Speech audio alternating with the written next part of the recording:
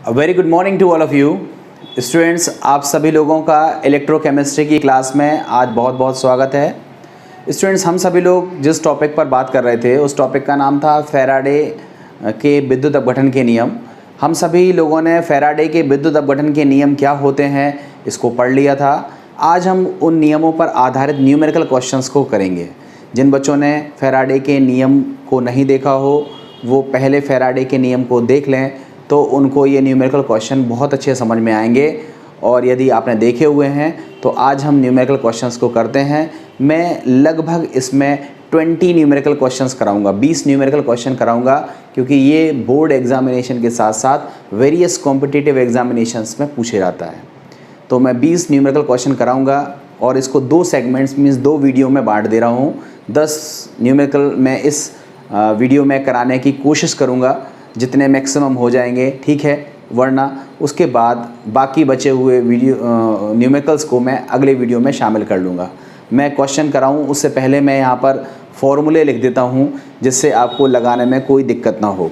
देखो, फैराडे का डिटेल नियम आप सभी बच्चों ने पढ़ा हुआ है। मैं यहाँ पर केवल फॉर्मूले लिख रहा हूँ, केवल इसलिए लिख रहा हूँ जिससे जिन बच्चों को फॉर्मूले याद नहीं है, पढ़ना तो फैराडे का नियम अनिवार्य है। अगर आपने पढ़ा नहीं होगा तो आप फॉर्मूलों से लगा तो लोगे मगर अप्लाई नहीं कर पाओगे, कोई नया क्वेश्चन आएगा तो कर नहीं पाओगे। इसलिए फैराडे का नियम देख पहले लीजिएगा। मैं जानकारी के लिए लिख रहा हूँ। पहला जो फॉर्मूला था वो था W समानुपाती Q से रिलेटेड था। दूसरा फॉर्मूला था W बराबर ZIT लिखा था हमने, ठीक है। एक ये फॉर्मूला है जिसका हम कभी कभी उपयोग करेंगे। एक फॉर्मूला था W बराबर EIT अपॉन 96500। ये वाला फॉर्मूला आप लोगों को याद होगा। इस फॉर्मूले का भी हम कभी कभी इस्तेमाल करेंगे। इसके बाद हमारा फॉर्मूला था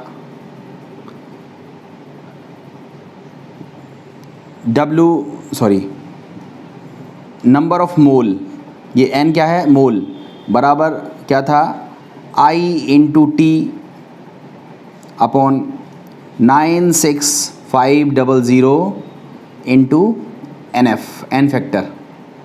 ये वो फॉर्मूला था जो सबसे ज़्यादा उपयोग करूँगा मैं। The very most important formula है। जिन बच्चों को ये फार्मूले निकालने नहीं आते हैं वो समझ लें एक ही सूत्र से सब चीज़ निकलती है। मैंने डिटेल में आपको निकालना सिखाया है। मैं इस फार्मूले का सबसे ज़्यादा उपयोग करूँगा। ध्यान रखना, n क्या है, मोलों की संख्या। जैसे इलेक्ट्रोड पर कोई पदार्थ विद्युत अपघटन के दौरान मिलता है तो उसके कितने मोल मिलेंगे वो बराबर होता है I इंटू टी। I मतलब जो विद्युत धारा दी जा रही है, T मतलब जो समय लगा हुआ है, 96,500 गुणा NF। NF क्या है, n फैक्टर। n फैक्टर कैसे निकाला जाता है ये मैंने पिछले वीडियो में आपको तरीके से बताया हुआ है। यहाँ पर एक और फॉर्मूला इस्तेमाल होता है कि जो नंबर ऑफ मोल होते हैं वो n फैक्टर के व्युत्क्रमानुपाती होते हैं, ठीक है। ये भी फॉर्मूला है जो पर्याप्त इस्तेमाल होगा। इस फॉर्मूले को हम यहाँ पर डिटेल में लिखते हैं, ठीक है। देखो, अगर कैथोड पर मिलने वाले मोल Nc हो, एनोड पर मिलने वाले मोल Na हो, तो बराबर क्या हो जाएगा, n फैक्टर ऑफ एनोड ऊपर हो जाएगा और n फैक्टर ऑफ कैथोड नीचे हो जाएगा। ये फॉर्मूला जो कि फॉर्मूला नंबर हम इसको 6 कह दे रहे हैं कि ये हमारा 6वां सूत्र है, 6th नंबर का फॉर्मूला है और ये भी हम पर्याप्त इस्तेमाल करेंगे। ध्यान से समझिएगा, ये फॉर्मूला भी हम बहुत ज़्यादा इस्तेमाल करने वाले हैं। ये 6वां सूत्र है, ठीक है। देखो, यहीं से निकला है। ये जो मोल है ये NF के क्या होता है, व्युत्क्रमानुपाती है। और उसी के आधार पर हमने कैथोड पर मिलने वाले मोल Na, एनोड पर मिलने वाले मोल Na, तो कैथोड का n फैक्टर NFC और एनोड का n फैक्टर कितना हो जाएगा, NFA। यहाँ रखा हुआ है और ये हमने कुछ फॉर्मूले बनाए हैं। ध्यान से समझना, फॉर्मूला नंबर 4 और फॉर्मूला नंबर 6 मेरे लगभग 99% क्वेश्चंस ऐसे होंगे जिनमें हम केवल इन दो फार्मूलों का ज़्यादातर इस्तेमाल करेंगे। कुछ एक फार्मूले ऐसे भी हैं जिनमें ये सूत्र इस्तेमाल करने पड़ सकते हैं, बट मैक्सिमम फार्मूले जो सवालों पर लगेंगे वो ये वाले लगेंगे। ये सारी चीज़ थी फैराडे के प्रथम नियम से। ये जितने भी थे ये सब किसके थे? फैराडेज फर्स्ट लॉ,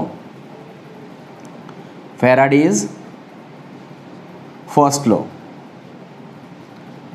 फैराडे के प्रथम नियम पर आधारित ये सूत्र थे सारे, 1 से लेकर 6 तक। अब हम फैराडे के सेकंड नियम को देखें तो उस पर एकमात्र सूत्र है, उसको आपने पढ़ा हुआ है। अगर दो सेल समांतर क्रम में श्रेणी क्रम में जोड़े गए हैं, मतलब दो सेलों में यदि समान विद्युत धारा समान समय के लिए भेजी गई है तो इलेक्ट्रोडों पर मिलने वाले पदार्थों का जो द्रव्यमान है और उन पदार्थों का जो तुल्यांकी भार है उनके अनुपात क्या होते हैं? समान होते हैं। मतलब WA/EA बराबर WB/EB। मान लो कोई तीसरा पदार्थ भी होता, मतलब और भी होता, तो WC/EC एंड WD/ED। इस तरह से हमने ये वाला सूत्र देखा है। ये कौन सा सूत्र है? तो आप बोलोगे फैराडेज सेकेंड लॉ, फैराडे के द्वितीय नियम का ये सूत्र है। इन सूत्रों को आपको पढ़ना ज़रूरी है। सूत्र पढ़े होंगे आप फटाफट सवाल कर लोगे, सूत्र नहीं पढ़े होंगे तो आपको दिक्कत होगी। ठीक है, आप सभी बच्चों से मेरा रिक्वेस्ट एक ही है कि फैराडे के नियम को पढ़ लें तब न्यूमेरिकल करें। आपको देखो अच्छा करना है, इसलिए बेहतर यही होगा कि आप पहले फैराडे का रूल पढ़ लें, प्रथम नियम और द्वितीय नियम, उसके बाद फिर हम सवाल करेंगे तो आपको ज़्यादा समझ में आएगा। अब हम देखते हैं सवाल पर। ठीक है, ध्यान से समझना। पहले पेन कॉपी अपनी साइड से रखो, पहले सवालों को समझो।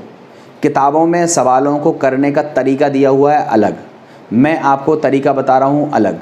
मैं आपको जो तरीका बता रहा हूँ वो कहीं पर भी लगेगा, और किताब में जो सवाल करने का तरीका है वो भी कहीं भी लगा सकते हो, मगर मुझे लगता है कि वो आपको करना थोड़ा सा कठिन पड़ेगा। मैं आपको सरलतम तरीके से बता रहा हूँ, आप बस केवल ध्यान से पेन कॉपी साइड से रखें और पहले न्यूमेरिकल को देखें, और यही न्यूमेरिकल आप लिख लीजिएगा बाद में, और फिर इनको खुद से सॉल्व कीजिएगा, तुरंत मत करिएगा, क्योंकि तुरंत तो चीज़ें आपको याद हो जाती हैं, आपकी मेमोरी अच्छी होती है, तुरंत आप याद कर लेते हो।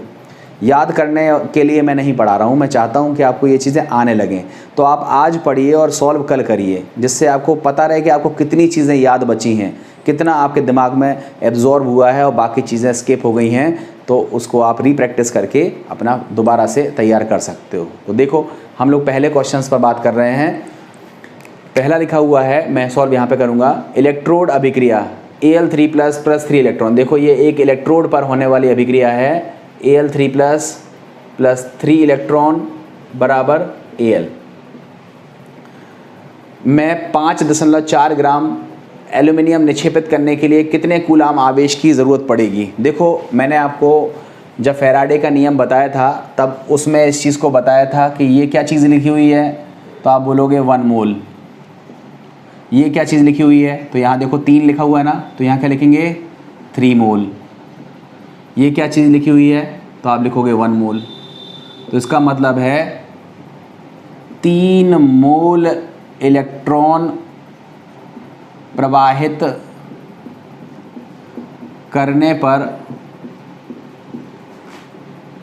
प्राप्त एल्यूमिनियम बराबर 1 मोल। प्राप्त एल्यूमिनियम कितना हो जाएगा? 1 मोल। अब बताओ 1 मोल इलेक्ट्रॉन पर जो आवेश होता है वो कितना होता है? 1 फैराडे।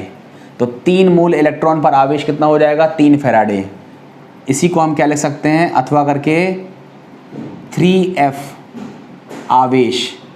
3F आवेश का मतलब 3 फैराडे आवेश, अथवा इसी को क्या लिख सकते हैं? 3 गुणा 96,500 कूलाम आवेश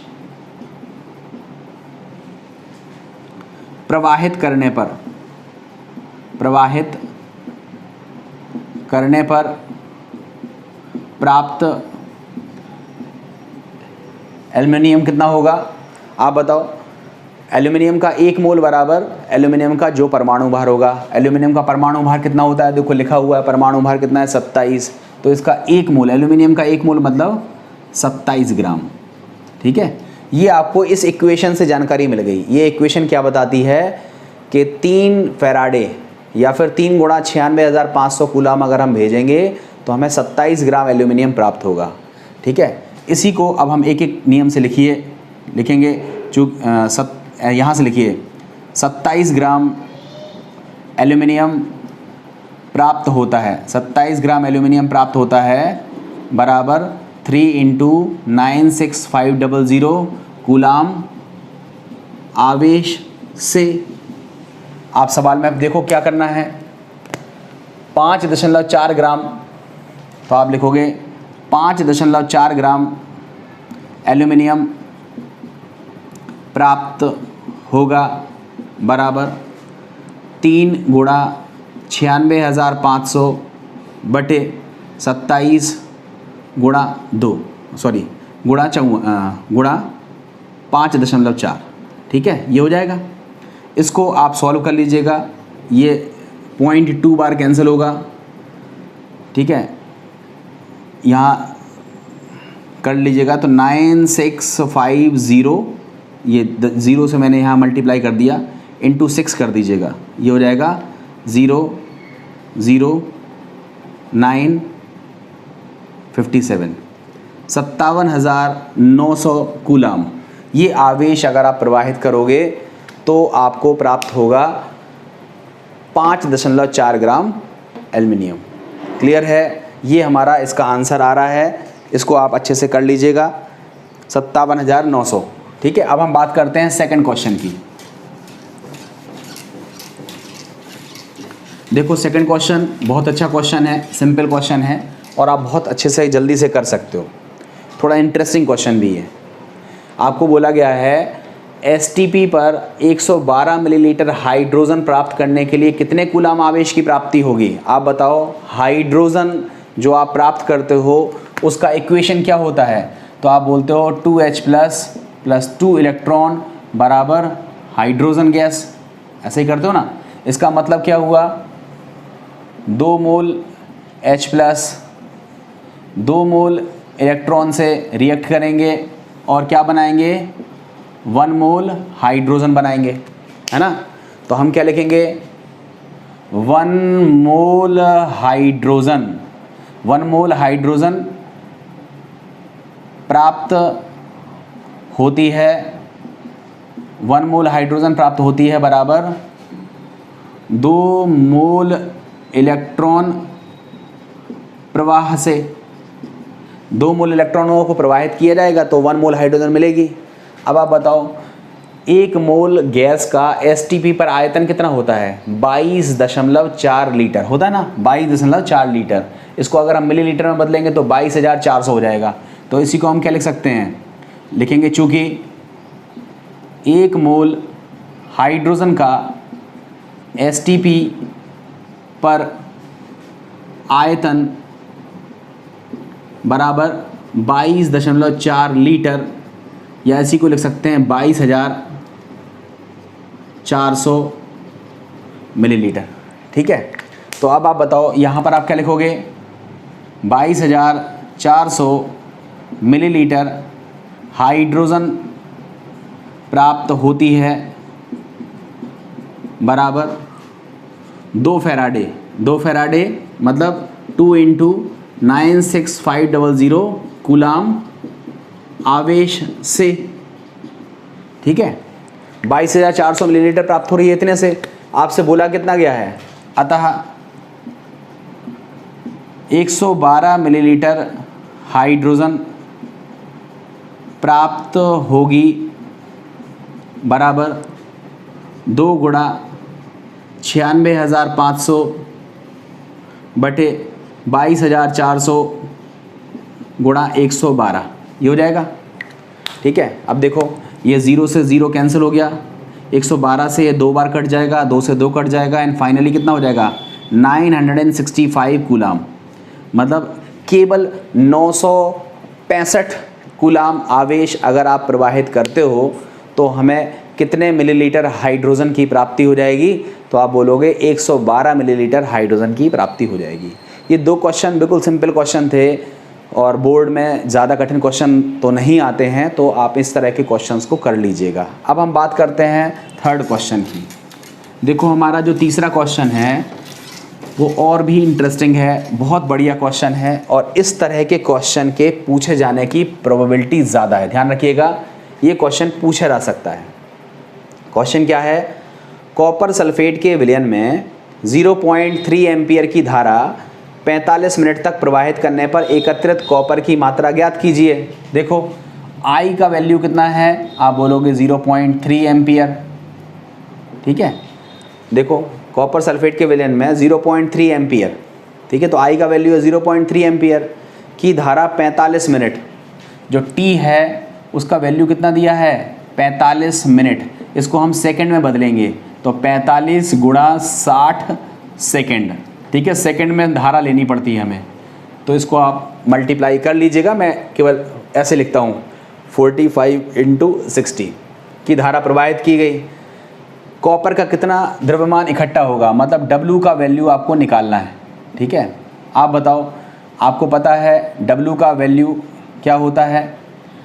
आपको पता है EIT/96500 से, इस सूत्र में आप मान रख दीजिए तो निकल आएगा। मगर इसके लिए ज़रूरत किसका है?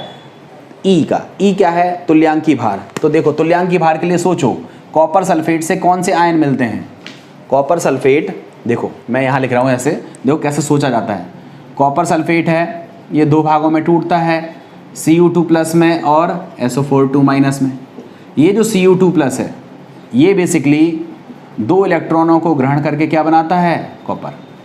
तो अगर हम कहें कि कॉपर का तुल्यांकी भार कितना है, तो आप बोलोगे कॉपर का परमाणु भार बटे क्या लिखेंगे? N factor. ठीक है, ये सूत्र होता है। बताओ कॉपर का परमाणु भार आपको सवाल में दिया है कितना है? 63.5। तो Cu का वैल्यू कितना हो जाएगा? 63.5 बटे N फैक्टर कितना है? 2। तो ये हमारा हो गया तुल्यांकी भार। अब इस सूत्र में उठा करके मान रख दो, हमको W निकालना है। W बराबर कितना हो जाएगा? 63.5 बटे में क्या हो जाएगा? 2 इंटू I का वैल्यू कितना है? 0.3 इंटू समय का मान कितना है? 45 गुणा 60 और यहाँ पर 96500। इस कैलकुलेशन को आप लोग सॉल्व कर लीजिएगा। इस कैलकुलेशन को सॉल्व करने पर 0.266 आंसर आ जाएगा। 0.266 ग्राम इसका आंसर आ जाएगा। देखो कैलकुलेशन आप कर लीजिएगा, मैं समय बर्बाद नहीं कर रहा हूँ, कैलकुलेशन मैंने किया हुआ है और करने के बाद जो मेरा आंसर आया वो मैंने सीधा लिख दिया है 0.266 ग्राम। इस तरह से आप लोगों को ये क्वेश्चंस को सॉल्व करना था। आई थिंक आप लोगों को ये क्वेश्चन भी जल्दी से समझ में आ गया होगा। अब हम देखते हैं फोर्थ क्वेश्चन को, चौथे क्वेश्चन को। देखो क्या है फोर्थ क्वेश्चन, ठीक है, ध्यान से समझ में आ गया ना। इसे I का वैल्यू दिया था, T का वैल्यू दिया था, W निकालना था। W बराबर फॉर्मूला लगाया EIT/96500। तो सारे फॉर्मूले यहाँ लिखे हुए हैं। अब तुल्यांकी भार कैसे निकालते हैं वो मैंने आपको सिखा दिया है यहाँ पर। ये हमारा थर्ड क्वेश्चन कंप्लीट हो जाता है। अब हम बात कर लेते हैं फोर्थ क्वेश्चन की।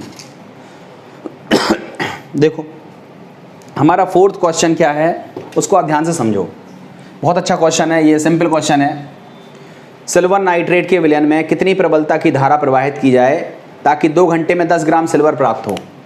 तो कितनी प्रबलता की धारा निकालनी है, मतलब I का वैल्यू आपको निकालना है। ये I निकालना है, कितनी प्रबलता की धारा, प्रबलता की धारा का मतलब है I की वैल्यू आपको निकालना है।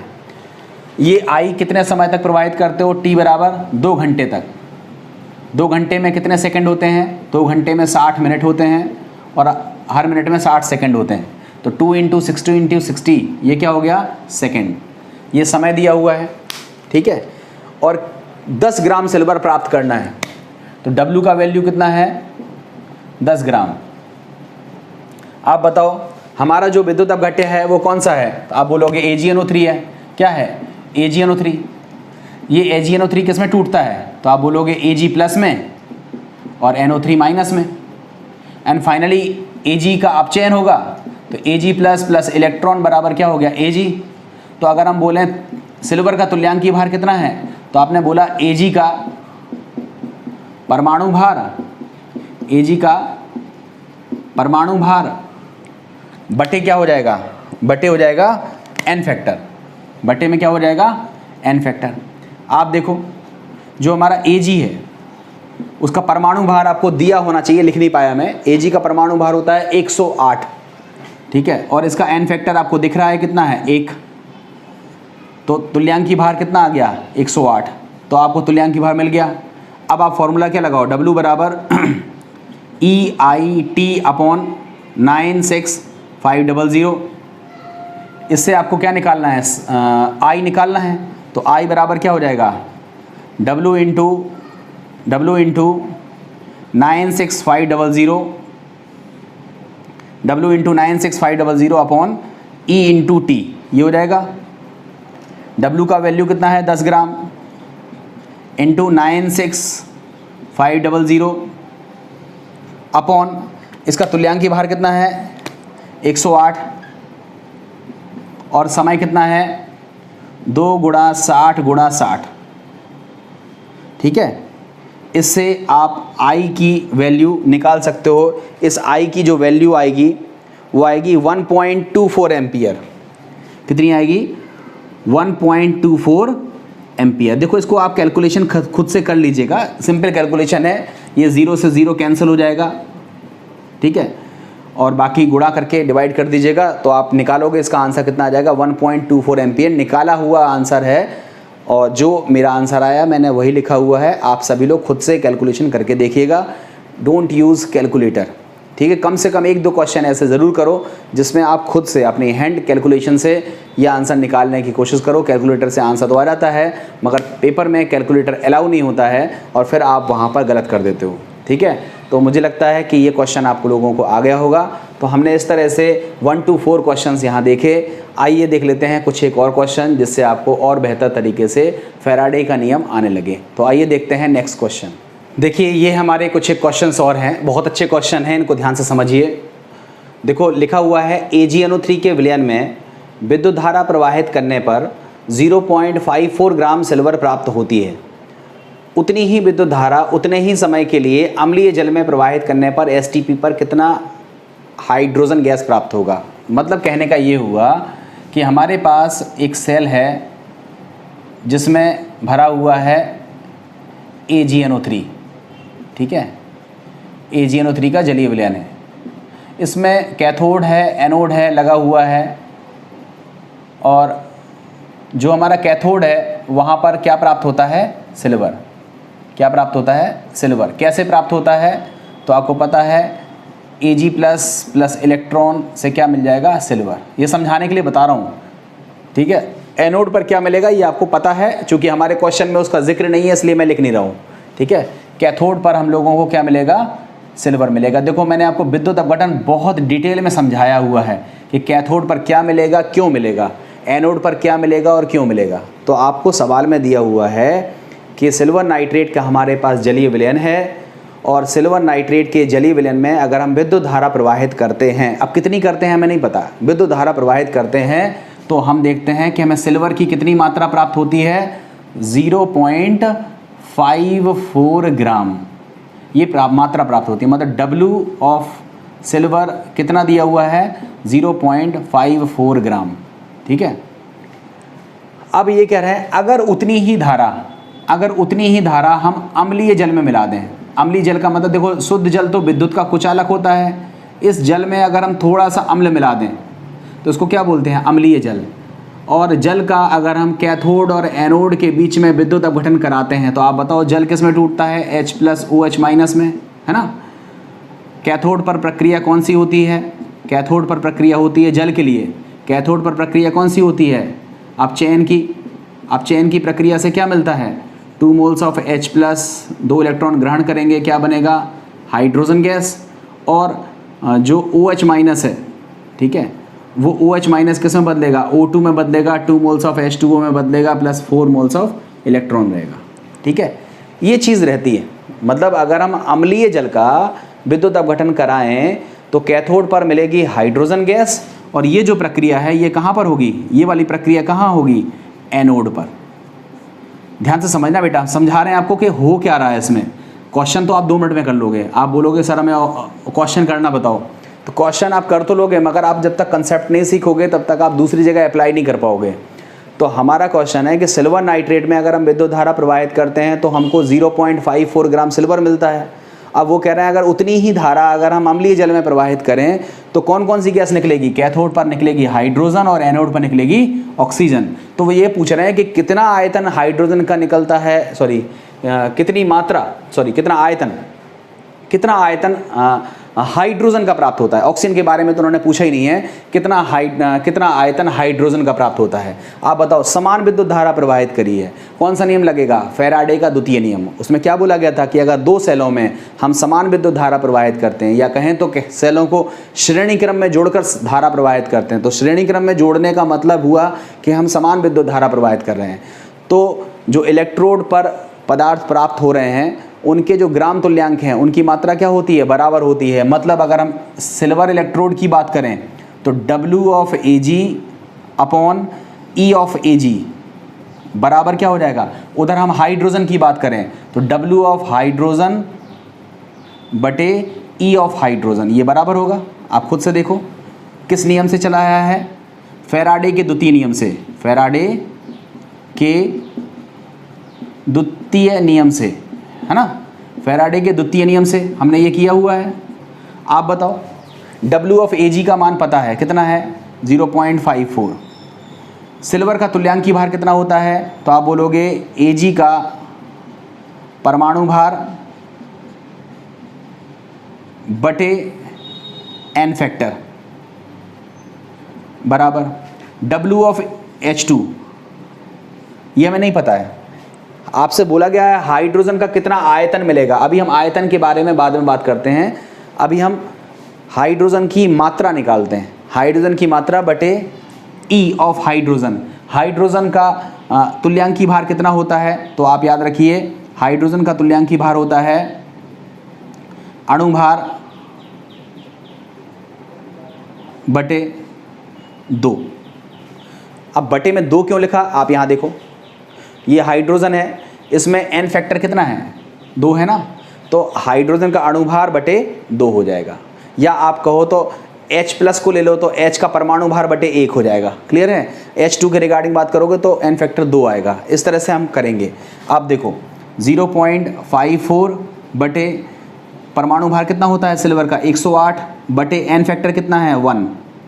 यहाँ पर W ऑफ हाइड्रोजन और अणुभार कितना होता है हाइड्रोजन का 2 बटे 2, ये हो जाएगा इस तरह से। इसको जब हम सॉल्व करेंगे तो हमको क्या मिलेगा, W ऑफ H2 मतलब हाइड्रोजन का जो द्रव्यमान होगा वो कितना हो जाएगा 0.54 अपॉन 108, जिसको हम लिख सकते हैं 1/200 ग्राम। तो हमें हाइड्रोजन का द्रव्यमान मिल गया। ठीक है, हमसे द्रव्यमान नहीं पूछा है, हमसे पूछा है हाइड्रोजन का आयतन बताओ, और वो भी STP पर। तो देखो अब आप यहाँ पर क्या चीज़ लिखोगे, ध्यान से समझना। अब आप लिखोगे हाइड्रोजन के मोल कितने होते हैं। क्यों, अगर आप मोल निकाल लोगे तो आपको पता है 1 मोल हाइड्रोजन का STP पर आयतन कितना होता है 22.4। तो अगर आप मोल निकालेंगे तो 22.4 से मल्टीप्लाई करके क्या निकाल सकते हैं, आयतन। तो हाइड्रोजन के मोल कितने होंगे, तो आप बोलोगे हाइड्रोजन का ग्राम में भार बटे H2 का अणु भार, ये हो जाएगा अणु भार। इससे सॉल्व करोगे तो हाइड्रोजन के मोल कितने निकलेंगे 1/200, और हाइड्रोजन का अणु भार 2 होता है, तो हाइड्रोजन के हमारे मोल कितने आ गए 1/400 मोल।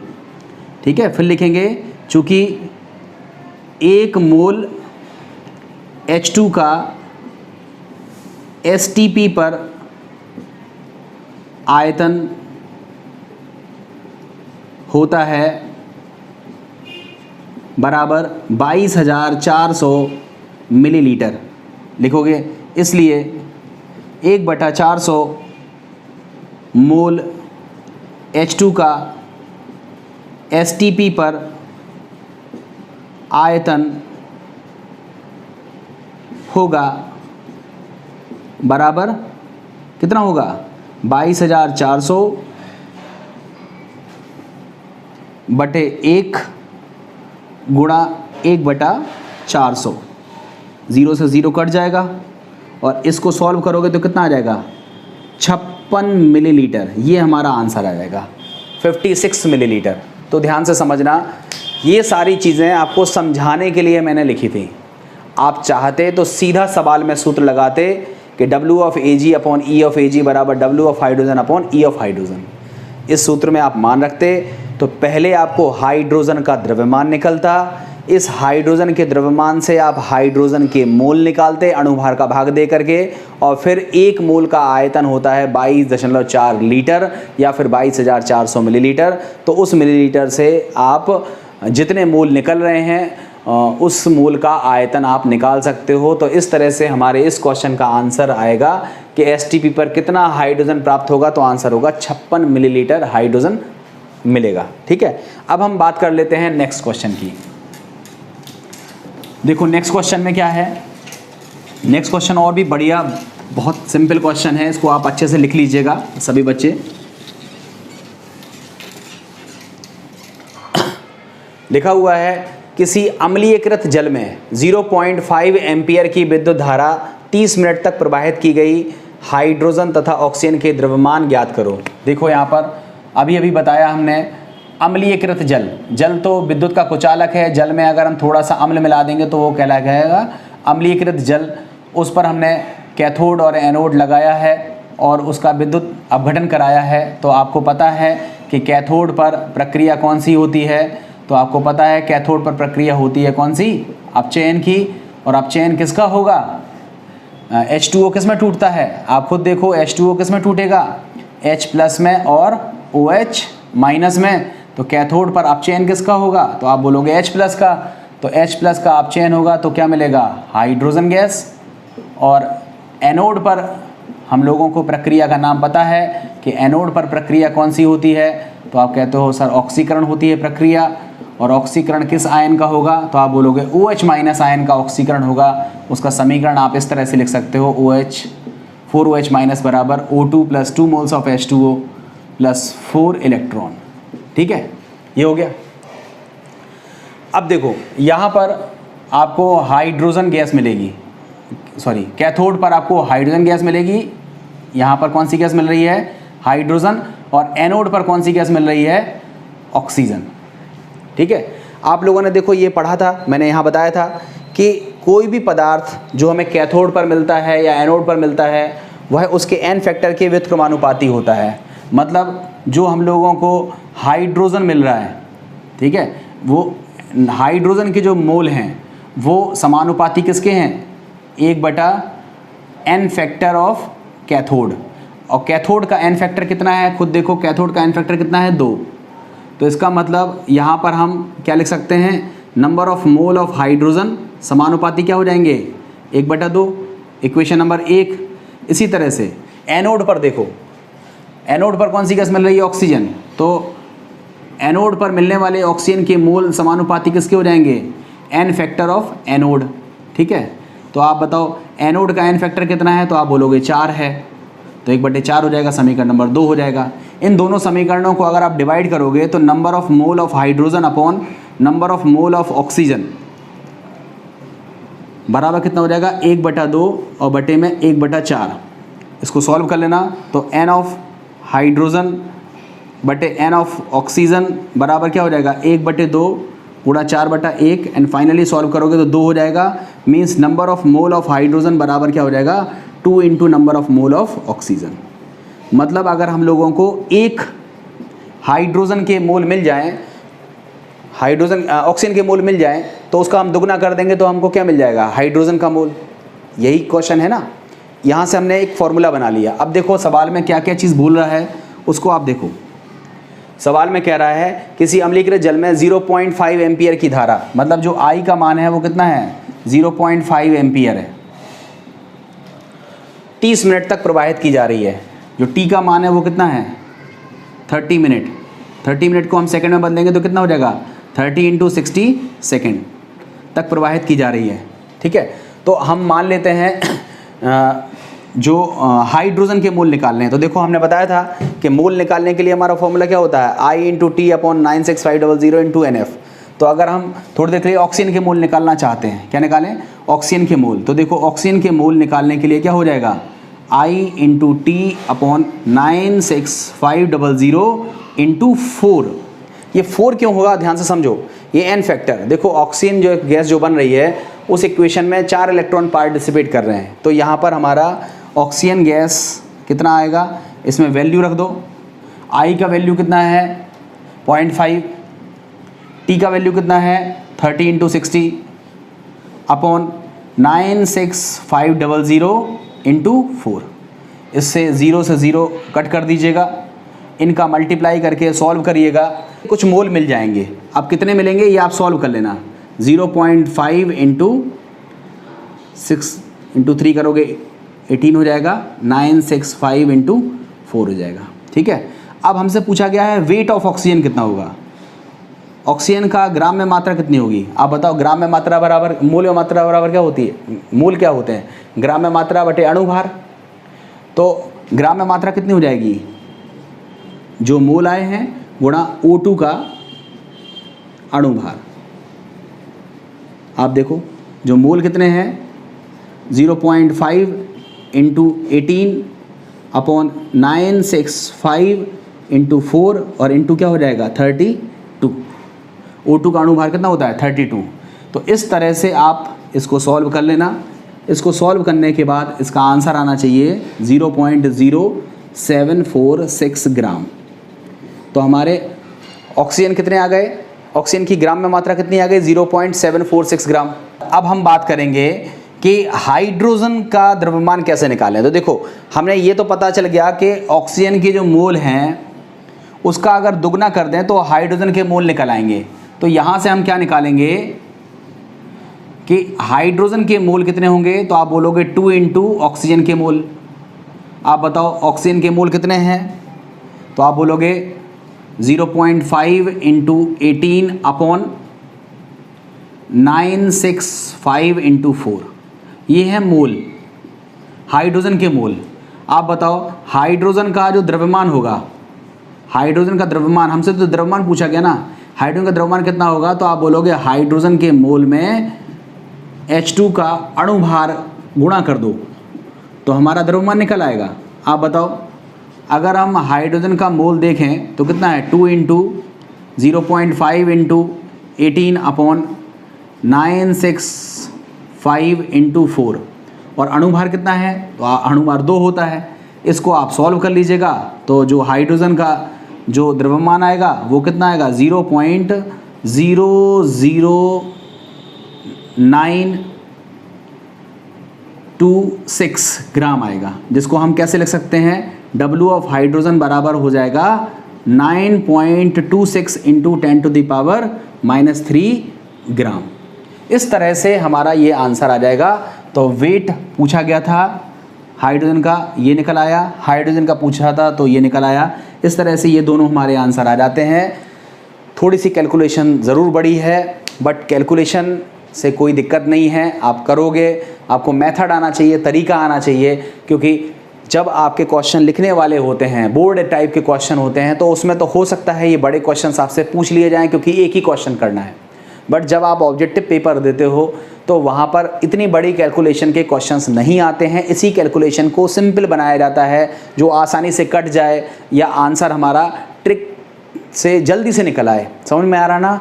तो इस तरह से ये क्वेश्चन पूछे जाते हैं। जैसे मान लो यही क्वेश्चन ऑब्जेक्टिव में पूछता तो क्या बोला जाता कि किसी अम्लीयकृत जल में 0.5 एम्पियर की विद्युत धारा 30 मिनट तक प्रवाहित की गई। उत्पन्न हाइड्रोजन तथा ऑक्सीजन के मोलों का अनुपात ज्ञात करो। तो देखो मोलों का अनुपात तो यही निकल आया, 2 अनुपात 1। हाइड्रोजन और ऑक्सीजन के मोलों का अनुपात ज्ञात करो। तो मोलों का अनुपात ज्ञात करने के लिए आपसे पूछा जा सकता था।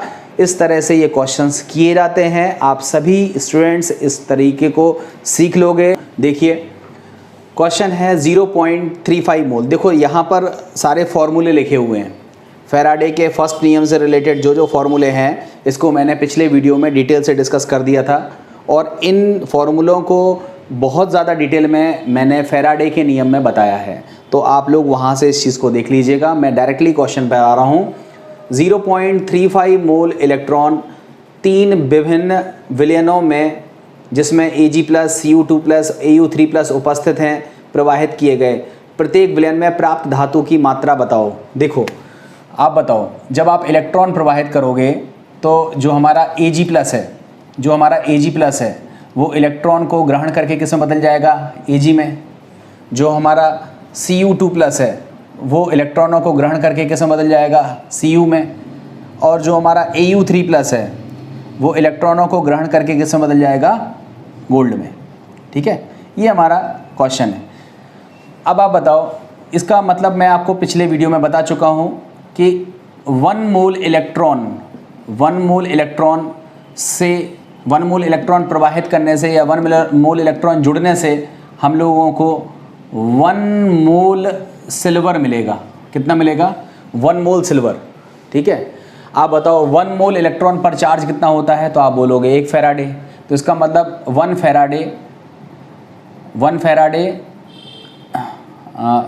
मोल इलेक्ट्रॉन, या ऐसा कह लो 1 mole electron equivalent to 1 Faraday आवेश से प्राप्त सिल्वर बराबर 1 मोल।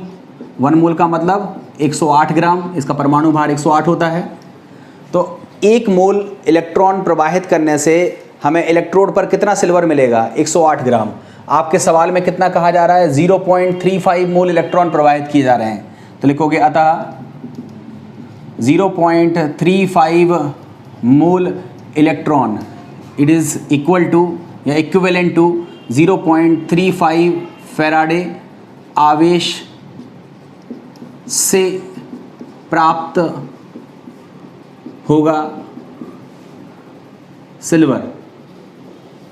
कितना प्राप्त होगा, तो आप कहोगे 108 में कितने से मल्टीप्लाई करते हैं, 0.35 से। इसको आप गुणा कर लीजिएगा। आप देखोगे गुणा करने पर इसका जो आंसर है वह आता है, इसका आंसर आएगा गुणा करने पर 37.8 ग्राम। कर लीजिएगा, मैं गुणा करने में आपका टाइम बर्बाद नहीं कर रहा हूँ, इसलिए मैंने डायरेक्टली किताब से आंसर लिखा हुआ है 37.8 ग्राम। ये हमारा सिल्वर प्राप्त होगा। अब देखो, जैसा ये फर्स्ट पार्ट किया है, डिटो सेम सेकंड पार्ट आप कर सकते हो। यहाँ पर कितना इलेक्ट्रॉन है, 2 मोल। क्या है, 2 मोल इलेक्ट्रॉन। ठीक है, 2 मोल इलेक्ट्रॉन से हम लोगों को कॉपर कितना मिल रहा है, 1 मोल। तो हम क्या लिखेंगे, 2 मोल इलेक्ट्रॉन के प्रवाह से प्राप्त कॉपर की मात्रा बराबर 1 मोल, या इसको कहते हैं 63.5 ग्राम। कॉपर का जो परमाणु भार होता है वो कितना होता है, 63.5 होता है। तो 2 मोल इलेक्ट्रॉन से इतना प्राप्त हो रहा है। आप बताओ आपने कितना प्रवाहित किया, 0.35 मोल इलेक्ट्रॉन 3 विलयन में प्रवाहित किए। पहले वाले में भी यही किया, दूसरे में भी यही किया और तीसरे में भी यही किया। तो 0.35 मोल इलेक्ट्रॉन के प्रवाह से कितना कॉपर मिलेगा, आप बताओ, 63.5 अपॉन 2 इंटू 0.35। इसको आप सॉल्व कर लीजिएगा। सॉल्व करने पर आपका आंसर आएगा 11.11 ग्राम। 11.11 ग्राम। तो आप देखोगे कॉपर का आंसर आ रहा है 11.11 ग्राम। ठीक है, सेम रिजल्ट यहाँ पर है। यहाँ देखो 3 इलेक्ट्रॉन हैं, तो हम इसको क्या लिखेंगे, 3 मोल इलेक्ट्रॉन। और यहाँ गोल्ड का 1 मोल मिल रहा है, सो इट इज़ कॉल्ड 1 मोल। अब हम क्या लिखेंगे, 3 मोल इलेक्ट्रॉन के प्रवाह से प्राप्त गोल्ड की मात्रा बराबर कितना है, 1 मोल। और गोल्ड का परमाणु भार होता है 197, तो 197 ग्राम होगा। 3 मोल इलेक्ट्रॉन अगर प्रवाह करोगे तो 197 ग्राम गोल्ड मिलेगा। तो आप बताओ 0.35 मोल इलेक्ट्रॉन अगर प्रवाह कर दोगे तो कितना गोल्ड मिलेगा? तो आप बोलोगे 197 डिवाइडेड बाई 3 इंटू 0.35। इसको आप गुणा कर लीजिएगा और इसको गुणा करोगे तो इसका आंसर आएगा 22.98। कितना आएगा? 22.98 ग्राम। तो ये हमारा आंसर आएगा। कर लोगे? ध्यान से करना, कैलकुलेशन आप करिएगा। मैं वीडियो में कैलकुलेशन गुणा भाग करूँगा तो टाइम लगेगा, मैं उस टाइम को बचाने के लिए आपको सीधा आंसर लिख रहा हूँ, ठीक है। ये सभी आंसर आप निकाल लीजिएगा, अगर कुछ गलती हो तो सुधार लीजिएगा, ठीक है। तो इस तरह से ये हमें फर्स्ट क्वेश्चन करना था। आप सभी बच्चों को ये फर्स्ट क्वेश्चन आ जाना चाहिए। अगर नहीं आया हो तो इसको एक बार रिपीट करके देख लीजिएगा, आपको समझ में आ जाएगा। अब हम बात करते हैं सेकंड क्वेश्चन की। ध्यान से समझिए सेकंड क्वेश्चन, ये और भी बढ़िया शानदार क्वेश्चन है, सिंपल क्वेश्चन है, थोड़ा सा दिमाग लगाना है और आपका क्वेश्चन ये जल्दी से हो जाएगा। देखो सेकंड क्वेश्चन में क्या बोला गया है? बोला गया है कॉपर सल्फेट के विलयन में 2 एम्पीयर की विद्युत धारा 10 मिनट तक प्रवाहित की गई। एसटीपी पर ऑक्सीजन का आयतन ज्ञात करो, ठीक है। अब देखो कॉपर सल्फेट का हमारे पास जलीय विलयन है। ये जो विलयन है ये किसका है? किसका विलयन है? तो आप बोलोगे कॉपर सल्फेट का जलीय विलयन है, एक्वस सॉल्यूशन है। और यहाँ पर हमने एनोड लगाया है और कैथोड लगाया है। आप सभी को पता है कि कॉपर सल्फेट के जलीय विलयन का जब हम विद्युत अपघटन करते हैं तो कैथोड पर क्या प्रक्रिया होती है? अपचयन की। मैं सिखा चुका हूँ आपको, कैथोड पर प्रक्रिया होगी अपचयन की। और अपचयन किसका होगा? Cu2+ 2 इलेक्ट्रॉनों को ग्रहण करेगा और क्या बन जाएगा? Cu। एनोड पर प्रक्रिया कौन सी होगी? एनोड पर प्रक्रिया होगी ऑक्सीकरण की। ये सवाल में लिखना नहीं है आपको, मैं आपको समझाने के लिए लिख रहा हूँ। एनोड पर प्रक्रिया होगी ऑक्सीकरण की और ऑक्सीकरण किसका होगा? H2O का, एंड कन्वर्ट होगा ये O2 में, 4H+ बनेगा और 4 इलेक्ट्रॉन बनेगा, ठीक है। अब देखो आपसे कहा जा रहा है कि इस सेल में 2 एम्पियर की धारा, मतलब जो I का वैल्यू है वह कितना है? 2 एम्पियर, 10 मिनट तक प्रवाहित की गई। T का मान कितना है? 10 मिनट, जिसको हम सेकंड में बदलेंगे तो 10 × 60 बराबर 600 सेकंड तक प्रवाहित की गई। एसटीपी पर O2 का आयतन बताओ, ठीक है। तो आपको पता है कि किसी इलेक्ट्रोड पर कोई जो द्रव्य होता है उसके जो मोल होते हैं n होता है, उसका सूत्र क्या होता है? n of O2। सूत्र क्या होगा? I × T/96500 × NF। ये सूत्र पढ़ा हुआ है फैराडे के प्रथम नियम से। देखो फैराडे के प्रथम नियम से हमने बताया था कि किसी इलेक्ट्रोड पर किसी द्रव्य या किसी पदार्थ के कितने मोल निर्मुक्त होंगे, कितने मोल इकट्ठे होंगे, उसकी मात्रा कैसे निकाली जाती है? n बराबर I × T/96500 × n फैक्टर, ठीक है। अब देखो ये ऑक्सीजन है और ऑक्सीजन के लिए n फैक्टर का मान देखो कितना है? 4 है। तो n ऑफ O2, ऑक्सीजन के मोल कितने होंगे? तो आप बोलोगे 2 एम्पियर की धारा है, 600 सेकंड तक प्रवाहित करी है, 96500 से मल्टीप्लाई किया है और इसका n फैक्टर कितना है? 4। इसको हमने डिवाइड किया, ये 2 से 2 बार कटेगा और 2 से ये 3 बार कटेगा। तो जो नंबर ऑफ मोल आ गए ऑक्सीजन के, जो मोल हैं वो कितने आए? 3/96,965 ये आ गए मोल, ठीक है। अब हमसे क्या पूछा गया है? एसटीपी पर O2 का आयतन बताओ। तो हम क्या लिखेंगे? एसटीपी पर 1 मोल ऑक्सीजन का आयतन होता है बराबर 22,400 मिलीलीटर। ध्यान रखना 1 मोल का आयतन कितना होता है? 22,400 मिलीलीटर या 22.4 लीटर। आप लीटर में निकालना चाहो तो 22.4 लीटर। अब आप बताओ O2 के मोल कितने आए? 3/965 लिखोगे, अतः 3/965 मोल ऑक्सीजन का एसटीपी पर आयतन कितना होगा? तो आप बोलोगे 22,400 गुणा 3/965। ठीक है, इस कैलकुलेशन को आप सॉल्व कर लेंगे तो आपका आंसर आ जाएगा। इसको सॉल्व करने पर आपका आंसर आएगा 69.6। क्या आएगा? 69.6 मिलीलीटर। अगर आप लीटर में बदलना चाहो तो 1000 से भाग दे देना, तो 0.0696 लीटर। दोनों ही आंसर सही हैं, आप मिलीलीटर में लिखो चाहे लीटर में लिखो। इस तरह से आपको ये क्वेश्चन सॉल्व करना था। इस क्वेश्चन को आप सॉल्व कर लीजिएगा, कोई दिक्कत नहीं होनी चाहिए। सिंपल क्वेश्चन है, ये लिखने की आपको ज़रूरत नहीं है, ये चित्र बनाने की लिखने की ज़रूरत नहीं है। मैंने केवल इसलिए लिखा है जिससे आपको ये पता चल जाए कि कॉपर सल्फेट का तो हम कर रहे हैं विद्युत अपघटन, मगर मिल रही है कौन सी गैस? ऑक्सीजन।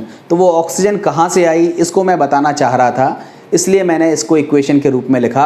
अदरवाइज़ आप सीधा आई लिखते, टी लिखते, number of mole of oxygen निकाल लेते, और जब आपको number of mole of oxygen निकल आते तो आपको पता था कि एक मोल का आयतन होता है 22,400 मिलीलीटर, तो इतने मोल का आयतन कितना होगा, मल्टीप्लाई कर लीजिएगा। सॉल्व करेंगे तो 0.069 लीटर आंसर आ जाएगा, या फिर इसका आंसर कितना आएगा? 69.6 मिलीलीटर इसका आंसर आएगा। इस तरीके से आपको ये वाला क्वेश्चन सॉल्व करना था। आई थिंक समझ में आ गया होगा। अब हम देख लेते हैं नेक्स्ट क्वेश्चन। नेक्स्ट क्वेश्चन और भी अच्छा है, और मैं कहूँगा अभी तक के क्वेश्चनों में ये सबसे अच्छा क्वेश्चन है जो इसके बाद मैं करने जा रहा हूँ। ध्यान से आपको करना है वो क्वेश्चन, आप पढ़ लीजिए इस क्वेश्चन को, मैं पढ़ता हूँ उसके बाद। देखो, आपको बोला गया है कॉपर सल्फेट विलयन, 2 विलयन है, कॉपर सल्फेट विलयन तथा अम्लीयकृत जल। ठीक है, मैं इस तरह का क्वेश्चन आपको एक बार और रिपीट कर चुका हूँ। कॉपर सल्फेट का विलयन है, मतलब एक विलयन है हमारे पास, किसका है? कॉपर सल्फेट का। 2 इलेक्ट्रोड लगे हुए हैं, एनोड है और कैथोड है। तथा अम्लीयकृत जल। अम्लीयकृत जल का मतलब मैं आपको बता चुका हूं, चूंकि जल जो है विद्युत का क्या होता है, कुछ अलग होता है, इसलिए हम जल में क्या मिला दे रहे हैं, थोड़ी सी अम्ल की मात्रा मिला रहे हैं, तो इसको हम क्या बोलते हैं? अम्लीयकृत जल। इसको में भी एनोड लगाया है और कैथोड लगाया है। ठीक है, तो क्या कह रहे हैं? कॉपर सल्फेट के विलयन तथा अम्लीयकृत जल में विद्युत धारा प्रवाहित की गई। चलो ठीक है, उत्पन्न कॉपर का द्रव्यमान 6.35 ग्राम पाया गया। उत्पन्न हाइड्रोजन व ऑक्सीजन का द्रव्यमान क्या होगा, जबकि उतनी ही विद्युत धारा उतने ही समय के लिए प्रवाहित की जाती है। मतलब दोनों सेलों में समान धारा प्रवाहित की जा रही है। तो बताओ, जब दोनों सेलों में समान धारा प्रवाहित की जा रही है तो आप बताओ कि जो उसके ग्राम तुल्यांक होंगे, जो मुक्त होंगे इलेक्ट्रोडों पर, वो समान होंगे। मतलब W1/E1 बराबर W2/E2 बराबर W3/E3, इसका मान क्या होगा? बराबर होगा। ये नियम कौन सा है? फैराडे का द्वितीय नियम है। तो आपको क्या लिखना है? कॉपर सल्फेट में क्या होगा? Weight of copper upon equivalent weight of copper बराबर weight of hydrogen upon equivalent weight of hydrogen बराबर क्या होगा? Weight of oxygen upon equivalent weight of oxygen. ऐसा होगा ना। अब आपको जो दिया हुआ है वहाँ से आप ले लीजिए। आपको देखो वेट ऑफ कॉपर दिया हुआ है, वेट ऑफ कॉपर कितना दिया हुआ है? 6.35 ग्राम। ठीक है, इक्विवेलेंट वेट आपको नहीं पता है कॉपर का। आप सोचिए, कॉपर सल्फेट टूटता है किस में? Cu2+ में और SO4 2- में, इसी में टूटता है। आप बताओ, Cu2+, जो Cu2+ है वो 2 इलेक्ट्रॉनों को ग्रहण करता है और किस में बदल जाता है? Cu में। तो इक्विवेलेंट वेट ऑफ कॉपर कितना होगा? तो आप बोलोगे कॉपर का परमाणु भार बटे एन फैक्टर कितना है? 2 है। तो आप बताओ कॉपर का परमाणु भार कितना होता है? 63.5। इसमें 2 से भाग दोगे तो ये इक्विवेलेंट वेट ऑफ कॉपर आ गया। तो W ऑफ Cu मिल गया, E ऑफ Cu मिल गया। अब आप थोड़ी देर के लिए यहाँ पर मैं यहीं पे निकाल दे रहा हूँ कि जो हाइड्रोजन होता है उसका तुल्यांकी भार कैसे निकलता है। आप हाइड्रोजन के लिए थोड़ा सा इक्वेशन देख लो। 2 moles of H+ plus 2 electron बराबर हाइड्रोजन, ये इक्वेशन आपकी लिखी हुई है। तो इक्विवेलेंट वेट ऑफ हाइड्रोजन क्या होगा? तो H2 का अणु भार बटे एन फैक्टर, ये होता है। आप बताओ H2 का अणु भार कितना होता है? आप बोलोगे 2 होता है, और एन फैक्टर कितना है? 2। सॉल्व करोगे कितना हो जाएगा? 1। तो हाइड्रोजन का तुल्यांकी भार कितना होता है? 1। इसके बाद अगर हम बात करें ऑक्सीजन, तो आप बताओ, ऑक्सीजन को आप ऐसे समझो कि O2- था, ये किस में बदल गया? O2 में, और कितने इलेक्ट्रॉन रिलीज़ किए? 4 इलेक्ट्रॉन रिलीज़ किए।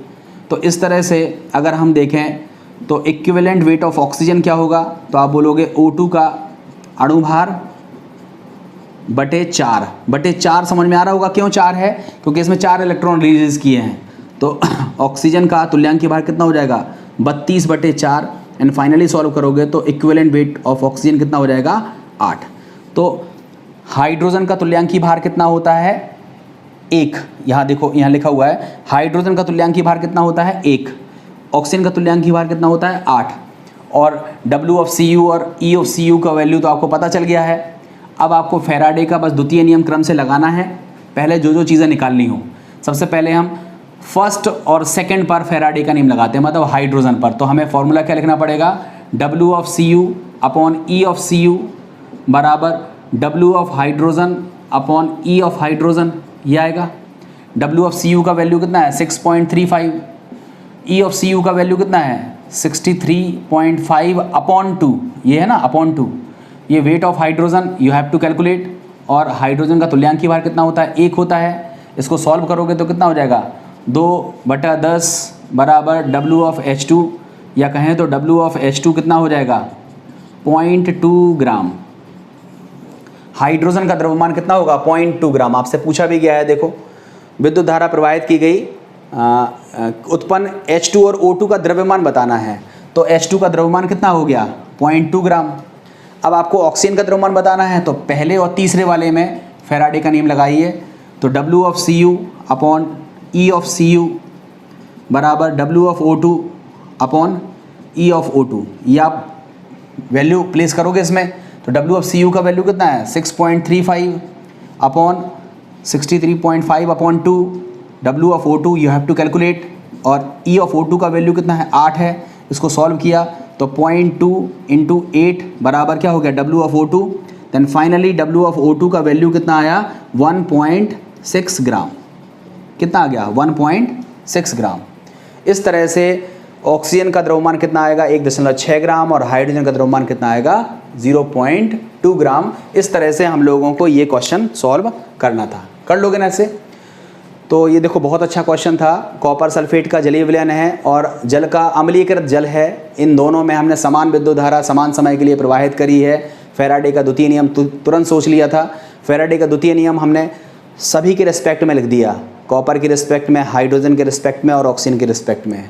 अब रिस्पेक्ट में लिखने के बाद अब हमें क्या करना है, जो सवाल में दिया हुआ है पहले वो लिख लेते हैं, फिर जो हम निकाल सकते हैं वो हमने फटाफट निकाल दिया। कॉपर का तुल्यांकीय भार निकाल सकते हैं, हाइड्रोजन का तुल्यांकीय भार निकाल सकते हैं, ऑक्सीजन का तुल्यांकीय भार निकाल सकते हैं। जब हम तुल्यांकीय भार निकालेंगे तो पहले दूसरे को कंपेयर करेंगे तो हाइड्रोजन निकल आएगा, पहले और तीसरे को कंपेयर करेंगे तो ऑक्सीजन निकल आएगा। इस तरीके से ये क्वेश्चन किया जाना चाहिए था। सिंपल क्वेश्चन है, आसानी से आप कर सकते हो और इस तरह के क्वेश्चन बोर्ड एग्जामिनेशन में पूछे जा सकते हैं। तो आप इस क्वेश्चन को समझ में आ गया होगा।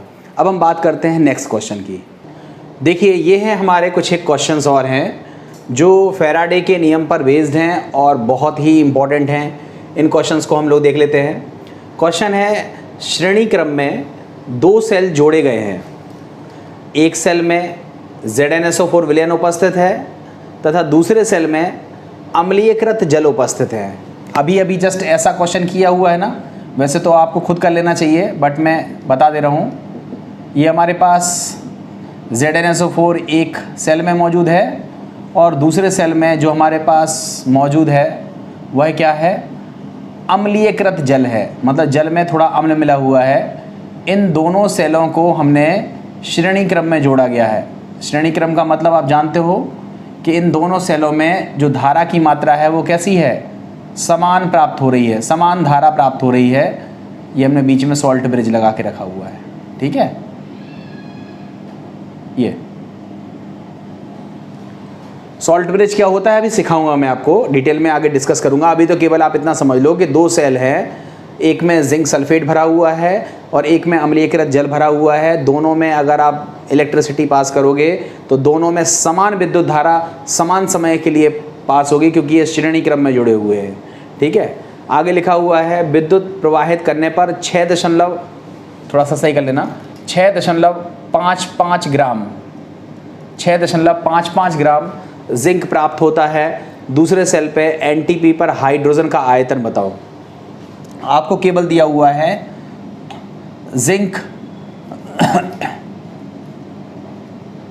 जिंक की मात्रा दी हुई है 6.55 ग्राम और आपसे कहा जा रहा है कि वॉल्यूम ऑफ हाइड्रोजन बताओ, वॉल्यूम ऑफ हाइड्रोजन बताना है। ठीक है, जल्दी से करते हैं। दो सेल है, समान धारा प्रवाहित हो रही है, तो इसमें कौन सा नियम लगेगा? फैराडे का द्वितीय नियम। और फैराडे का द्वितीय नियम क्या होता है? W of Zn upon E of Zn बराबर W of O2 upon E of O2, यही होता है। इससे हम निकाल लेंगे W और W से फिर वॉल्यूम बदल देंगे। ठीक है, तो देखते हैं बाकी जो चीज़ें। देखो W ऑफ Zn तो दिया हुआ है, ये जो ZnSO4 है ये दो पार्ट्स में टूटता है। किसमें? Zn2 प्लस में और SO4 2 माइनस में, है ना। और उसके बाद Zn2 प्लस दो इलेक्ट्रॉनों को ग्रहण करता है, किसमें बदल जाता है? Zn में। तो हम देखते हैं कि अगर हम E ऑफ Zn निकालें तो हमें क्या निकालना पड़ेगा? जिंक का परमाणु भार बटे N फैक्टर। ठीक है, आप बताओ जिंक का परमाणु भार कितना होता है? याद होना चाहिए आपको, नहीं है तो याद कर लीजिए, 65.5 होता है जिंक का परमाणु भार। और N फैक्टर कितना है? 2, तो अपॉन कर दिया 2। तो हमने E ऑफ Zn निकाल लिया 65.5 अपॉन 2, ये चीज़ हो गई। अब देखो W ऑफ Zn मिल गया, E ऑफ Zn मिल गया, दो चीज़ें मिल गई। ये पूछा नहीं गया था, ये तो हमने निकाल लिया। ठीक है, ये चीज़ अब हमें पता चल गई। ठीक है, E ऑफ Zn हमें पता चल गया। क्लियर? अब देखो वेट ऑफ ऑक्सीजन तो हम निकाल लेंगे, बट तुल्यांकी भार पता होना चाहिए हमें ऑक्सीजन का। तो ऑक्सीजन का तुल्यांकी भार पता होने के लिए आप इक्वेशन पूरी याद रखो। मान लो भूल जाते हो तो आप एक छोटी सी इक्वेशन ऐसा सोच लो कि ये ऑक्सीजन के ऊपर 2 माइनस होते हैं, ऑक्सीजन की संयुक्ता 2 होती है, 2 ऑक्सीजन कंबाइन करेंगे और क्या बना लेंगे? O2 और 4 इलेक्ट्रॉन रिलीज हो जाएंगे। ये इक्वेशन सही नहीं है, मगर भूल जाते हैं। वो लंबी इक्वेशन शायद आप याद ना कर पाओ या याद ना हो आप लोगों को, वैसे तो याद होनी चाहिए। इक्वेशन ये होती है 2 मोल्स ऑफ H2O बराबर O2 plus 4H plus 4 electron, ऐसे इस तरह की इक्वेशन होती है। या ये इक्वेशन अम्लीयकृत जल में अगर हम बात करें तो इस तरह की इक्वेशन किताब में लिखी मिल सकती है 4OH माइनस बराबर O2 plus 2 moles of H2O plus 4 electron, इस तरह से लिखा रहता है। आप इनमें से कोई भी इक्वेशन याद कर ले, कोई भी इक्वेशन याद कर ले। हमें फाइनली ये चाहिए कि ऑक्सीजन जब गैस बनती है तो उसका N फैक्टर कितना होता है? 4 होता है। कितना होता है? N फैक्टर कितना होता है? 4 होता है। तो अगर हम बोलें कि ऑक्सीजन का तुल्यांकी भार कितना है, तो आप बोलोगे O2 का अणु भार बटे N फैक्टर। आप बताओ O2 का अणु भार कितना होता है? 2 गुणा 16 बराबर 32 और N फैक्टर कितना है? 4। तो ऑक्सीजन का तुल्यांकी भार कितना आता है? 8। ये हमारा ऑक्सीजन का तुल्यांकी भार कितना आ गया? 8 आ गया। अब हमसे पूछा क्या गया है? वॉल्यूम ऑफ हाइड्रोजन निकालना था, मैं ऑक्सीजन निकाल गया, कोई दिक्कत नहीं। हाइड्रोजन निकालना होगा तो मान लो ऑक्सीजन वाला क्वेश्चन होता तो हम ऐसे कर देते, मगर हमारे सवाल में हाइड्रोजन पूछा था। कोई दिक्कत नहीं है, हाइड्रोजन निकालना होगा तो हम क्या करते हैं, यहाँ पर थोड़ा सूत्र चेंज करते हैं, wait of hydrogen upon equivalent weight of hydrogen. ठीक है, हाइड्रोजन का इक्विवेलेंट वेट कैसे होगा? तो आप ऐसे देखो 2H प्लस प्लस 2 इलेक्ट्रॉन बराबर क्या होता है? Hydrogen gas. तो इक्विवेलेंट वेट ऑफ हाइड्रोजन क्या होगा? तो आप बोलोगे H2 का अणु भार, H2 का अणु भार बटे 2। 2 क्यों है? क्योंकि N फैक्टर इसका कितना है? 2 है। H2 का अणु भार भी 2 होता है, N फैक्टर भी 2 है। सॉल्व करने पे कितना आएगा? 1 आएगा। तो हमारा हाइड्रोजन का तुल्यांकी भार कितना आया? 1 आया। अब हम इस सूत्र में रखेंगे तो देखो W ऑफ Zn का वैल्यू रखा 6.55 अपॉन E ऑफ Zn का वैल्यू रखा 65.5 अपॉन 2। W ऑफ हाइड्रोजन आपको फाइंड आउट करना है और E कितना है? 1 है। तो आप इस तरह से W ऑफ H2 का वैल्यू निकालोगे, मतलब हाइड्रोजन का भार आपका निकल आएगा।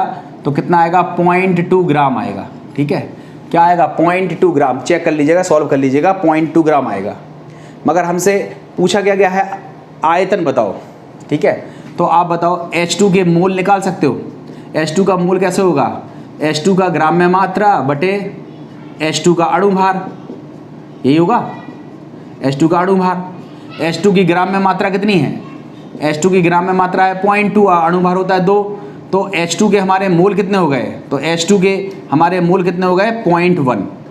अब बताओ एक मोल का STP पर, एक मोल का STP पर आयतन कितना होता है? आप बोलोगे 22.4 लीटर होता है। तो बताओ 0.1 मोल का कितना होगा? 0.1 मोल H2 का STP पर आयतन कितना हो जाएगा? तो आप बोलोगे 0.1 इंटू 22.4, इसको सॉल्व करोगे तो कितना हो जाएगा? 2.24 लीटर। कितना हो जाएगा? 2.24 लीटर। तो आपसे पूछा गया था कि एनटीपी पर हाइड्रोजन का आयतन ज्ञात करो, तो आंसर कितना आएगा? 2.24 लीटर। इस तरह से ये क्वेश्चन किया जाना था। मैंने ऑक्सीजन वाला सॉल्व कर दिया, आप इस पोर्शन को हटा लीजिएगा क्योंकि ऑक्सीजन पूछा नहीं गया था। मान लो अगर मैं क्वेश्चन पूछता कि O2 का आयतन बताओ, तो आपको इसी तरह से सॉल्व करना पड़ता। पहले O2 का ग्राम में मात्रा निकालना पड़ता, फिर उससे मोल निकालते और 22.4 से गुणा करके O2 का क्या निकाल लेते?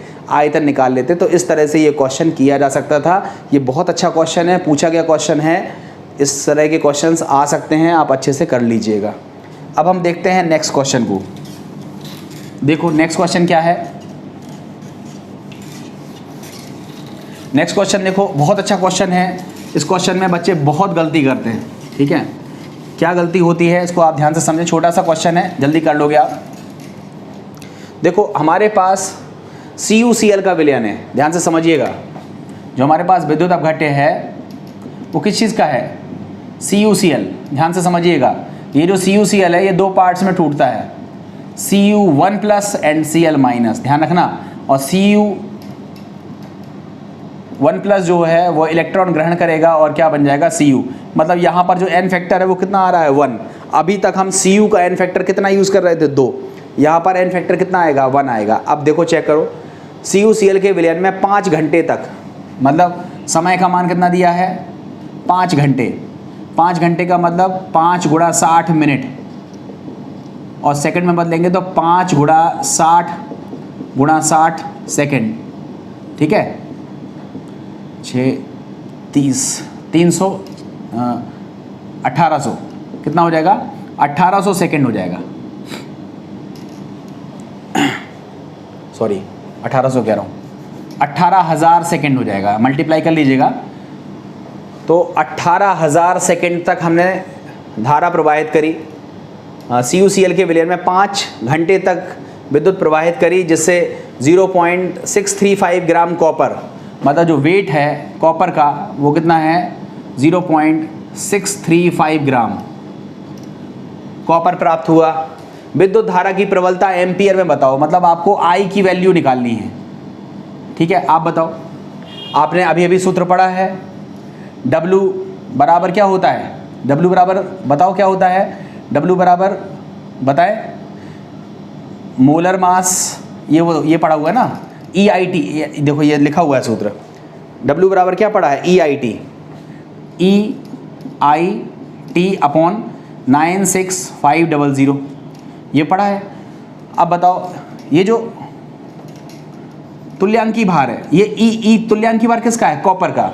तो देखो मैं यहाँ निकाल देता हूँ, कॉपर का जो तुल्यांकी भार है वो क्या होगा?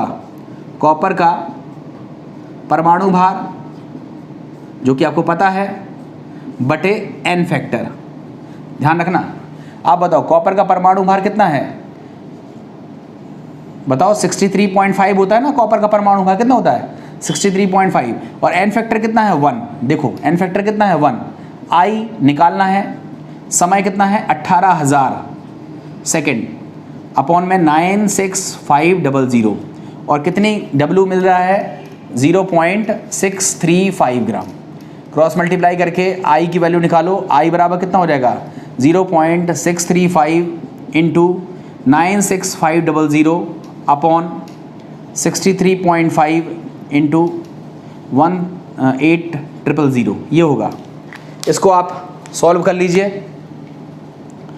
इसको आप सॉल्व करेंगे तो I बराबर हो जाएगा 965 अपॉन, ये कट जाएगा, 0 0 से मल्टीप्लाई करने के बाद काट दिया हमने, अपॉन 18000। इसको आप सॉल्व कर लेना, इससे आपको I की वैल्यू मिल जाएगी। I की वैल्यू आ रही है 0.054। सॉल्व कर लीजिएगा, 0.054 एम्पियर। इसको डिवाइड कर लेना खुद से और इसकी वैल्यू कितनी आ जाएगी, 0.054 एम्पियर। इस तरह से ये क्वेश्चन सॉल्व किया जाना था। ये क्वेश्चन भी सिंपल क्वेश्चन है, आपको आसानी से हो जाना चाहिए। अच्छा क्वेश्चन है, बोर्ड में पूछे जाने लायक क्वेश्चन है, पूछा गया भी है। इस तरह के क्वेश्चंस को आप कर लीजिएगा। उम्मीद है ये चीज़ आपको समझ में आ गई होगी। अब हम देख लेते हैं नेक्स्ट क्वेश्चन को। देखो नेक्स्ट क्वेश्चन,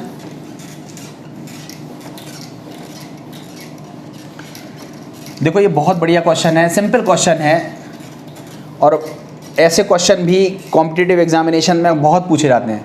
ये देखो बड़ा क्वेश्चन दिख रहा है मगर जरा सा क्वेश्चन है। धातु ए है, हमें नहीं पता कौन सी है, धातु ए है, उसका परमाणु भार, एटॉमिक मास दिया हुआ है, परमाणु भार दिया हुआ है 57, और धातु बी जिसका परमाणु भार, एटॉमिक मास दिया हुआ है 108, नाइट्रेट बनाते हैं। ठीक है, हमारी कोई धातु है, हमें नहीं पता है कि इसके ऊपर 1 प्लस है 2 प्लस है, हमें नहीं पता है, मान लो N प्लस है और ये नाइट्रेट बनाते हैं, मतलब NO3 माइनस के साथ ये रिएक्शन करते हैं। ठीक है, तो ये क्या बनाएंगे, नाइट्रेट। नाइट्रेट में 1 माइनस होता है। ठीक है, अब बताओ इस नाइट्रेट का सूत्र क्या हो जाएगा, तो आप बोलोगे त्रिया गुणा करेंगे तो क्या बनेगा, NO3 का होल N। ऐसे ही B है, B के मान लो यहाँ पर X है, थोड़ी देर के लिए X मान लेते हैं। ठीक है, ये X है तो NO3 का होल X हो जाएगा। ये हमारे पास कोई B धातु है, इसकी संयोजकता हमें नहीं पता है कितनी है, मान लो Y है, और नाइट्रेट की तो एक ही होती है Y, और यहाँ 1, जब त्रिया गुणा करेंगे तो इसका सूत्र क्या बनेगा, BNO3 का होल Y। ये ऐसा पूछा नहीं गया है, ये मैंने आपको बता दिया, आपके सवाल में जैसा कह रहा था मैंने वैसा लिख दिया, इसको नहीं लिखते चलेगा। क्या कह रहा है, धातु A का परमाणु भार दिया हुआ है, देखो धातु A है, उसका मोलर मास दिया है, मोलर मास किसका, धातु A का कितना दिया हुआ है 57, और मोलर मास धातु B का दिया हुआ है कितना 108। ठीक है, धातु A का 57 है, धातु B का 108 है, दोनों नाइट्रेट बनाते हैं। ये A का नाइट्रेट है या B का नाइट्रेट है। इन वैद्युत अपघट्यों मतलब नाइट्रेटों का हमने क्या किया, अलग अलग वैद्युत अपघटन किया। अच्छी बात है, जैसे हमने कॉपर नाइट्रेट का विद्युत अपघटन किया, सिल्वर नाइट्रेट का विद्युत अपघटन किया, ऐसे ही हमने A नाइट्रेट का विद्युत अपघटन कर दिया। मतलब हमने एक सेल लिया, उसमें क्या भर दिया, धातु A का नाइट्रेट भर दिया, NO3 का होल X, विद्युत अपघटन कर दिया, हमें नहीं पता क्या किया।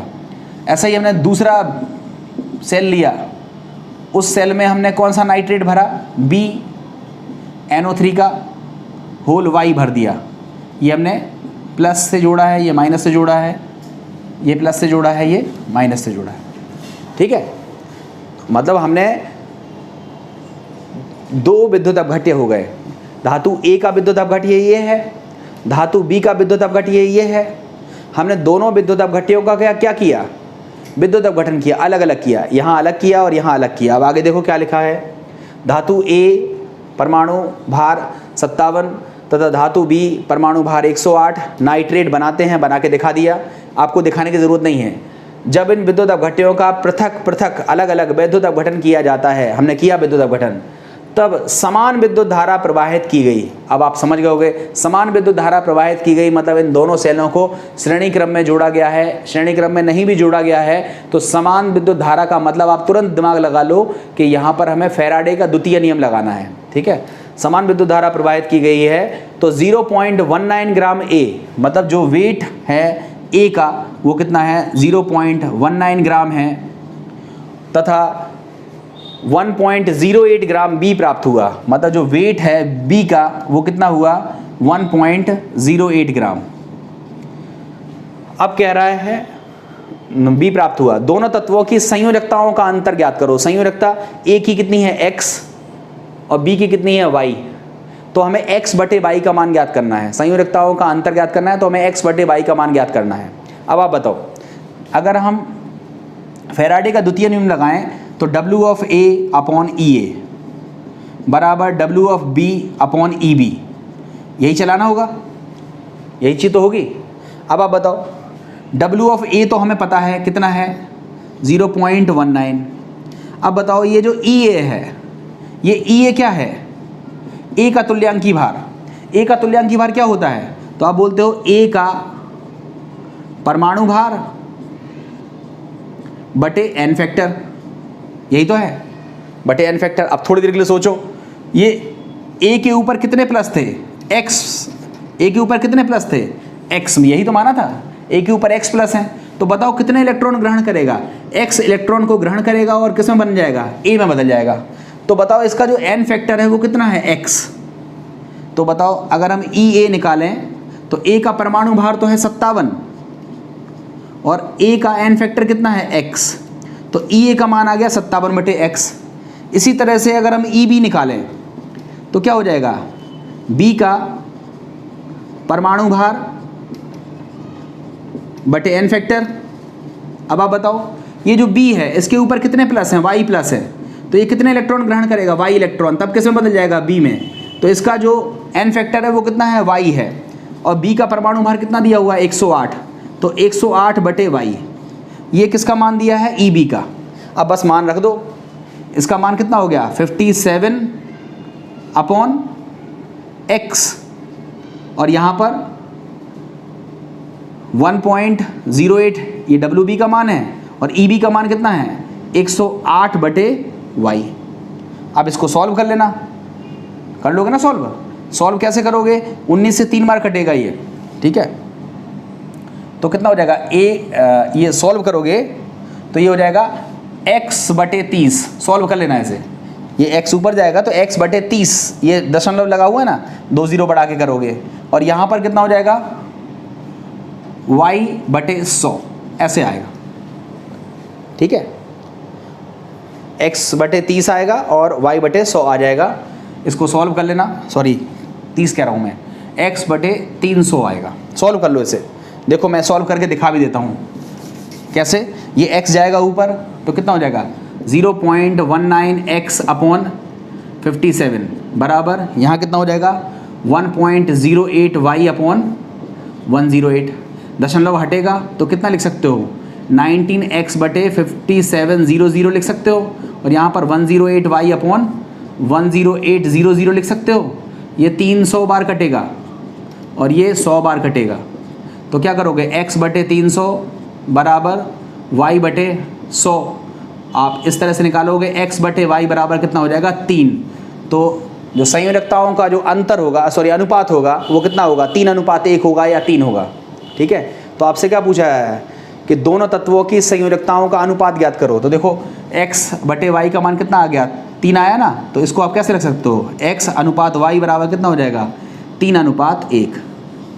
इस तरह से हमें ये वाला क्वेश्चन सॉल्व करना था। मुझे लगता है ये क्वेश्चन आपको समझ में आ गया होगा। ये नाइट्रेट्स को बनाने की ज़रूरत नहीं है, ये मैंने आपको बता दिया, क्वेश्चन में लिखा था इसलिए मैंने इसको सॉल्व कर दिया। आपको सीधा सीधा दिया था कि धातु A का परमाणु भार दिया था, धातु B का परमाणु भार दिया था, धातु A की संयोजकता मान लो x है, तो परमाणु भार में x से डिवाइड करोगे तो धातु A का तुल्यांकी भार आएगा। 108 में y से भाग दोगे क्योंकि B की संयोजकता हमने कितनी मान ली है y, तो y से भाग दोगे तो हमें B का तुल्यांकी भार मिल जाएगा। अब हमें धातुओं के तुल्यांकी भार मिल गए हैं, धातुओं का भार आपको दिया हुआ है, फैराडे का द्वितीय नियम लगाओ, सॉल्व करो तो x बटे y का मान निकल आएगा। इसका मतलब x अनुपात y का मान कितना आएगा 3:1, और इस तरह से ये क्वेश्चन सॉल्व किया जाना था। सभी बच्चों ने ये क्वेश्चन सॉल्व कर लेना था, जिन्होंने किया हो खुद से बहुत अच्छी बात है, जिन्होंने देख लिया हो उनको लग रहा हो हमें समझ में आ गया है। मुझे उम्मीद है कि वो अब 2, 4, 5 घंटे बाद या अगले दिन इस क्वेश्चन को ट्राई करेंगे, और ट्राई करने के बाद फिर देखेंगे कि उनको कितना क्वेश्चन आ रहा है या ये वो भूल गए। इस तरह से आप क्वेश्चन करिएगा, बहुत अच्छे क्वेश्चंस हैं। अब आप थोड़ा सा कमेंट बॉक्स में लिख करके मुझे ये और बता दीजिए कि आप लोगों को और क्वेश्चन कराऊँ मैं, या इसके बाद अब नेक्स्ट टॉपिक पर मूव कर जाऊँ, क्योंकि इसमें कराने के लिए अभी लगभग मेरे पास 11 क्वेश्चन हो पाए हैं, 11-12 क्वेश्चन। अभी कम से कम मैं 7-8 क्वेश्चन और करा सकता हूँ, अगर आप लोग कहें तो कराऊँ, अदरवाइज़ मैं नेक्स्ट टॉपिक पर मूव कर जाता हूँ। फिलहाल यहाँ पर हमारे फैराडे के प्रथम और द्वितीय नियम पर आधारित जितने भी आंकिक प्रश्न हो सकते थे बोर्ड लेवल के, लगभग वो मैंने पूरे करने की कोशिश करी है। अगर आप लोग कमेंट में यस लिखते हो तो मैं आगे आपको और भी क्वेश्चन करा सकता हूँ, एक वीडियो और बना दूंगा, उससे कोई हर्ज नहीं है। उम्मीद है आप सभी लोगों को ये वीडियो पसंद आया होगा। लाइक कमेंट ज़रूर किया करें और अपने दोस्तों को ज़्यादा से ज़्यादा इसको शेयर किया करें। अगर आपने चैनल अभी तक सब्सक्राइब नहीं किया है तो चैनल को भी जल्दी से सब्सक्राइब कर दें और बेल आइकन प्रेस कर दें, जिससे आपको नोटिफिकेशन तुरंत मिले और आप तुरंत उस पढ़ाई को कर सकें। उम्मीद है पसंद आया होगा। Thank you very much.